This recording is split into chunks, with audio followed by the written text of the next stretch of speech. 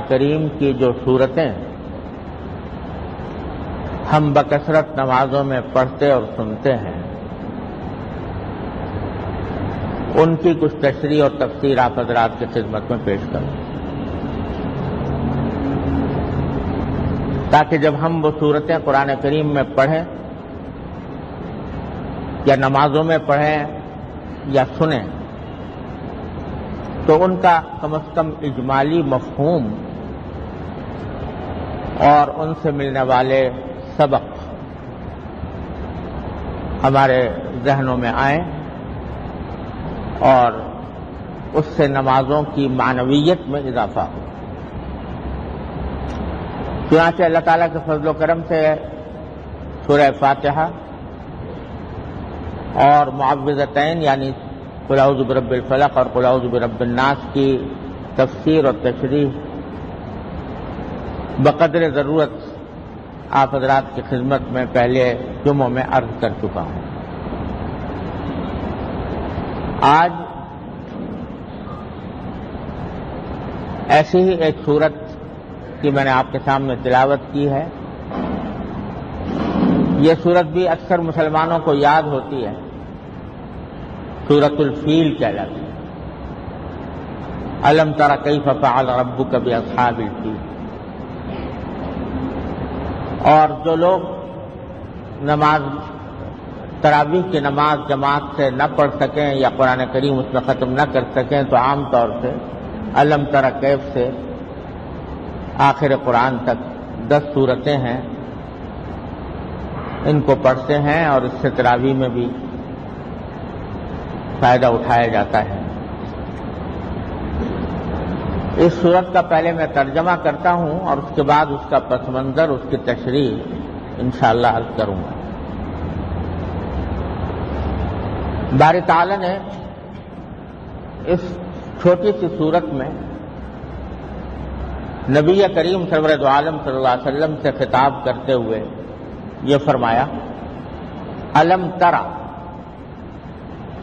کیا آپ نے نہیں دیکھا کیف فعل ربک باصحاب الفیل، کہ آپ کے پروردگار نے اصحاب الفیل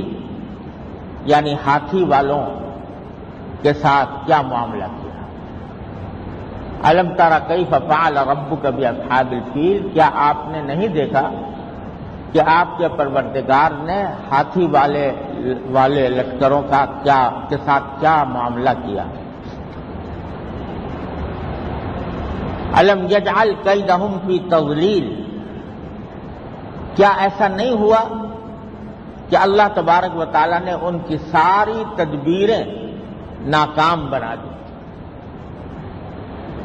وَأَرْسَلَ عَلَيْهِمْ طَيْرًا أَبَابِيلَ، اور ان کے اوپر ایسے پرندے چھوڑ دیے جو ابابیل کی شکل میں تھے۔ فَجَعَلَهُمْ كَعَصْفٍ مَأْكُولٍ، پھر ان کو ایسا بنا دیا جیسے کھایا ہوا بھوسا، یعنی جیسے کہ کوئی مویشی جانور گائے بیل بھینس چارہ کھانے کے بعد جو اس کا بھوسا اگل دیں تو ایسا ہو گیا جیسے کہ کھایا ہوا بھوسا، یعنی وہ سب کے سب تباہ ہو گئے، برباد ہو گئے۔ یہ ہے آیت کا ترجمہ، اور پس منظر اس کا یہ ہے کہ جس واقعے کی طرف قرآن کریم نے اس صورت میں اشارہ فرمایا ہے یہ رسول کریم سرور دو عالم صلی اللہ علیہ وسلم کی تشریف آوری سے کچھ پہلے کا واقعہ ہے، آپ کی ولادت باسعادت سے پہلے کا واقعہ، اور یہ بھی نبی کریم سرور دو عالم صلی اللہ علیہ وسلم کے معجزات میں سے شمار ہوتا ہے۔ حضور اقدس صلی اللہ علیہ وسلم کے کچھ معجزات تو ایسے ہیں جو آپ کی تشریف آوری کے بعد ظاہر ہوئے، اور کچھ معجزے ایسے ہیں جو آپ کی تشریف آوری سے پہلے ہی اللہ تبارک و تعالیٰ نے ظاہر فرما دیے تھے۔ اس کی مثال یوں سمجھیے کہ جیسے جب سورج نکلنے والا ہوتا ہے، ابھی نکلا نہیں ہوتا لیکن نکلنے والا ہوتا ہے، تو اس کی روشنی اور سفیدی افق پر پھیلنے لگتی ہے۔ وہ سفیدی اور وہ سرخی، شفق کی سرخی، وہ اس بات کا پیغام دیتی ہے، اس بات کی خبر دیتی ہے کہ سورج آنے والا ہے۔ اسی طرح جب کوئی جلیل القدر پیغمبر دنیا میں تشریف لانے والے ہوتے ہیں تو اللہ تبارک و تعالی اپنی قدرت کی کچھ نشانیاں دنیا کو دکھاتے ہیں، جو اس بات کی علامت ہوتی ہے کہ اللہ تبارک و تعالی اب اپنے فضل و کرم سے ایک پیغمبر بھیجنے والے ہیں جو اس دنیا میں نور پھیلائے۔ یہ جو معجزات نبی کے آنے سے پہلے بھیجے جاتے ہیں ان کو اصطلاح میں ارہاسات کہتے ہیں۔ ارہاسات، معجزہ تو اس کو کہتے ہیں جو حضور اقدس صلی اللہ علیہ وسلم کی تشریف آوری کے بعد ظاہر ہوا، اور ارہاس اس کو کہتے ہیں کہ آپ کے آنے سے پہلے اللہ تبارک و تعالیٰ نے اپنی قدرت کی کچھ نشانیاں دنیا کو دکھائیں۔ ان میں سے ایک یہ ہے، اور یہ ہے کہ کسریٰ کے محل کے کنگرے اچانک گر گئے تھے، جو اس بات کی پیشین گوئی تھی، اس بات کی علامت تھی کہ سرکار دو عالم صلی اللہ علیہ وسلم تشریف لائیں گے تو قیصر و کسریٰ کا غرور خاک میں مل جائے گا۔ ایران کا وہ آتش کدہ جس میں سینکڑوں سال سے آگ جل رہی تھی اور لوگ اس کی پوجا کیا کرتے تھے، وہ آگ سرکار دو عالم صلی اللہ علیہ وسلم کی تشریف آوری سے کچھ پہلے اچانک ٹھنڈی ہو گئی، جو سینکڑوں سال سے جلی ہوئی تھی۔ یہ بھی سرکار دو عالم صلی اللہ علیہ وسلم کے ارہاسات میں سے ایک معجزہ تھا۔ اور ایک معجزہ یہ ہے جو اس سورۃ کریمہ میں اللہ تبارک و تعالیٰ نے ذکر فرمایا ہے۔ اس کا پس منظر یہ ہے کہ آپ جانتے ہیں کہ کعبہ شریف بیت اللہ، اللہ تبارک و تعالیٰ نے اپنے فضل و کرم سے اس دنیا کے اندر ایک ایسا گھر بنایا جسے اپنی طرف منسوب فرمایا، یہ میرا گھر ہے۔ حالانکہ اللہ تبارک و تعالیٰ کسی گھر کے محتاج نہیں، ایسا نہیں ہے کہ اللہ اس گھر میں رہتے ہوں۔ اللہ تبارک و تعالیٰ تو سارے عالم پر محیط ہیں، ان کو کسی گھر کی ضرورت نہیں، ان کو کسی رہائش گاہ کی ضرورت نہیں، لیکن چونکہ اللہ تبارک و تعالیٰ انسان کو نظر نہیں آتے، اور انسان کی فطرت یہ ہے کہ جب وہ اپنے اللہ کو پکارے تو کوئی ایسی چیز اس کے سامنے ہو کہ جس سے آدمی لگ لپٹ کر اپنے پروردگار کو پکار سکے۔ تو اللہ تبارک و تعالیٰ نے اس کے لیے اس زمین پر اللہ کا گھر بیت اللہ تعمیر فرمایا، اور یہ بیت اللہ تعمیر تو چلا آتا ہے حضرت آدم علیہ السلام کے وقت۔ حضرت آدم علیہ السلام ہی نے سب سے پہلے کعبے کی تعمیر کی تھی اس دنیا میں، انسانی دنیا میں، لیکن وہ کچھ عرصے کے بعد انبیاء کرام میں سے مختلف انبیاء کرام آتے، اس سے طواف کرتے، عبادت کرتے،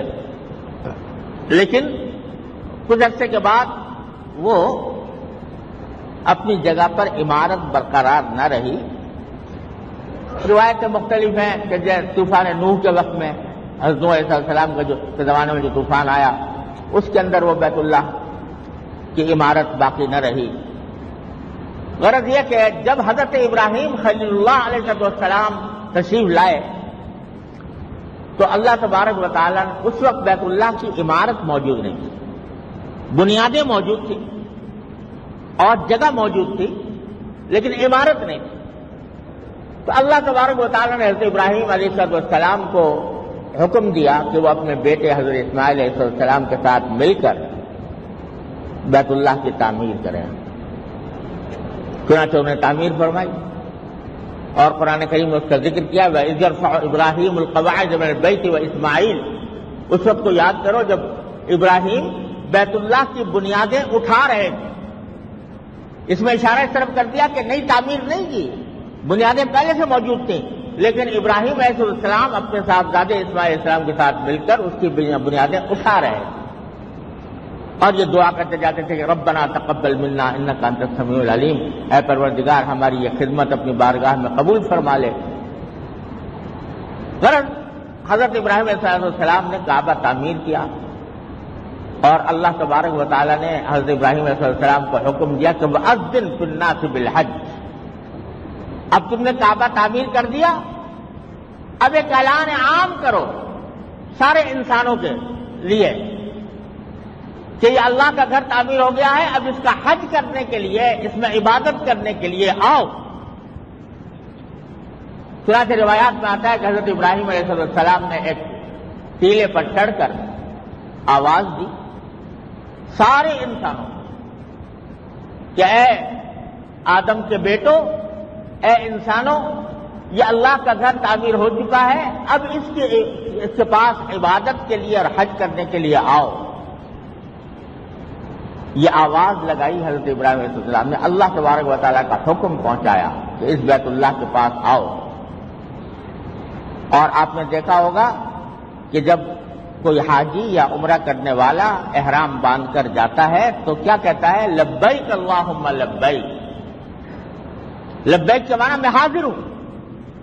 یہ جواب ہے حضرت ابراہیم علیہ السلام کی اس آواز کا جو اللہ تعالیٰ کے حکم سے لگائی گئی تھی کہ لبیک اللہم لبیک، اے اللہ میں حاضر ہوں، آپ کے ارشاد کی تعمیل کے لیے حاضر ہوں. لا شریک لک لبیک، آپ کے سوا کوئی شریک نہیں، آپ کے سوا کوئی خدا نہیں ہے، میں حاضر ہوں. اللہ تبارک و تعالیٰ نے یہ آواز ساری دنیا تک پہنچا دی، اور اس کے جواب میں ہر سال لوگ حج کے لیے جاتے ہیں. تو ابراہیم علیہ السلام کے وقت سے بیت اللہ شریف قائم ہے، اور اطراف عالم سے لوگ اس کا حج کرنے کے لیے آتے ہیں. یہ سلسلہ کچھ عرصے تک تو حضرت ابراہیم علیہ السلام کے زمانے کے بعد ٹھیک ٹھیک چلتا رہا.